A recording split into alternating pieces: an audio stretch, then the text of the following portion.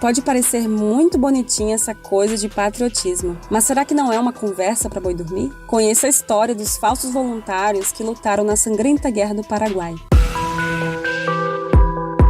Este é a Visão Libertária, sua fonte de informações descentralizadas e distribuídas.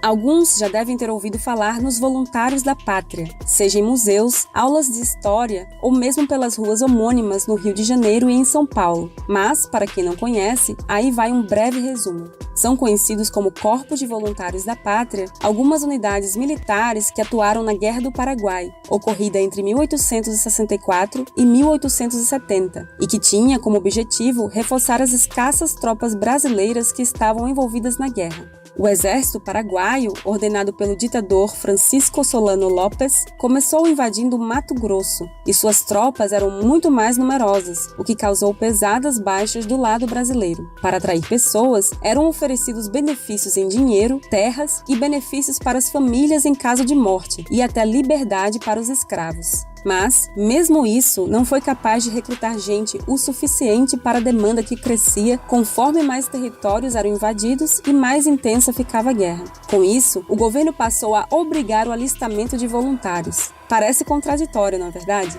Mas calma que não acabou. Como cada província precisava encaminhar pelo menos 1% de sua população para a guerra, aqueles com mais recursos e que não queriam ir, mandavam seus escravos ou empregados para lutar em seu lugar. Para os mais pobres, restava fugir para o mato, para não sofrer sequestro estatal ou outras punições. Esse recrutamento forçado incluía opositores políticos dos chefes locais e oficiais da Guarda Nacional. Se já não bastassem os escravos na época servindo nos campos e nas casas dos senhores, eles agora eram obrigados a lutar em uma guerra no lugar de covardes que se escondiam atrás dos seus vários réis. Observando essa tendência, o governo passou a garantir a alforria, o que também levou muitos a fugirem das fazendas para tentar a sorte na guerra. Para isso, muitos acabavam mentindo seus nomes e os recrutadores simplesmente faziam vista grossa. Mas os escravistas também não mandavam mais do que o necessário, já que ainda precisavam de gente para trabalhar nas lavouras. Isso gerou até mesmo um aumento no preço dos escravos, já que muitos nobres passaram a procurar por eles para não enviar seus parentes. Existem relatos de que, para realizar alistamentos forçados, políticos e militares promoviam eventos em praças públicas, para então cercar e coagir essas pessoas. Imagine você bebendo tranquilo quando, de repente, homens armados te arrastam para um quartel e você acorda sendo levado para o fronte de batalha com uma arma na mão.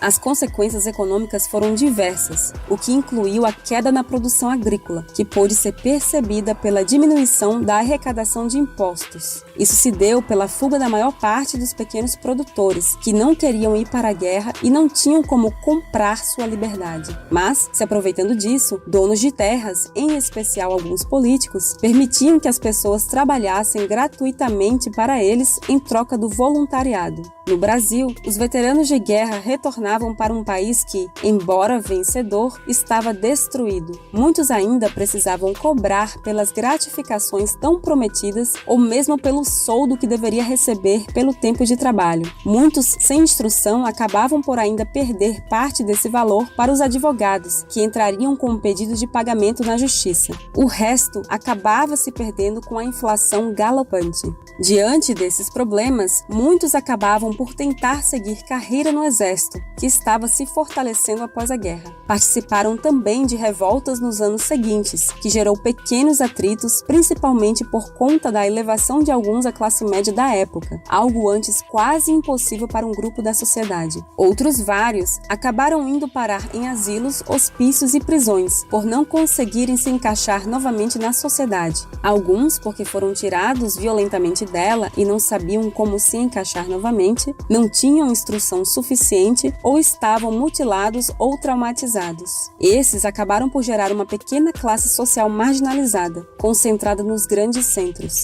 Em São Paulo, foi criado o Asilo Inválidos da Pátria, com o objetivo de receber aqueles que acabaram sem recursos para a subsistência. A visão libertária é óbvia quanto ao direito de livre escolha de participar ou não desse conflito. Assim como ocorre até os dias de hoje, em tempos de guerra, muitas pessoas são convocadas e obrigadas a combater.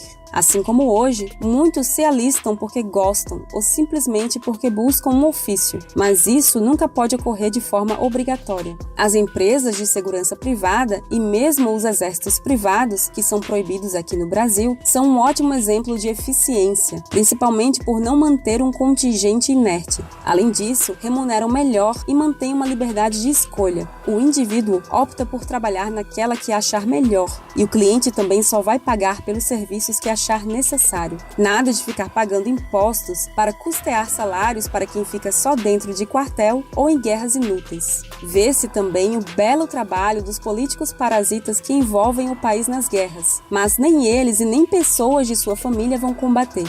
É claro, muito mais fácil enviar escravos já totalmente sem liberdade que podem ser substituídos depois. E melhor ainda, enviá-los e depois chamar pequenos produtores fugidos, talvez tomar as terras deles e obrigá-los a trabalhar de graça em troca de liberdade. Parece ótimo, não? Esse episódio demonstra claramente a crueldade da escravidão, já que muitos eram mandados para arriscar a própria vida na guerra, agravada pelas doenças dos insalubres campos. E não porque queriam, mas em troca de uma pequena liberdade ou simplesmente para livrar a pele de parasitas políticos. E não acaba por aí. Muitos dos que conseguiam voltar vivos ainda precisavam continuar fugindo, pois existiam senhores que tentavam escravizá-los novamente. O resultado da guerra mostra claramente o genocídio e a ineficiência estatal, a maior guerra já ocorrida no continente sul-americano, deixando quase 500 mil de mortos. O ditador paraguaio causou a morte de cerca de 150 mil da sua população masculina, o que gerou uma enorme crise social.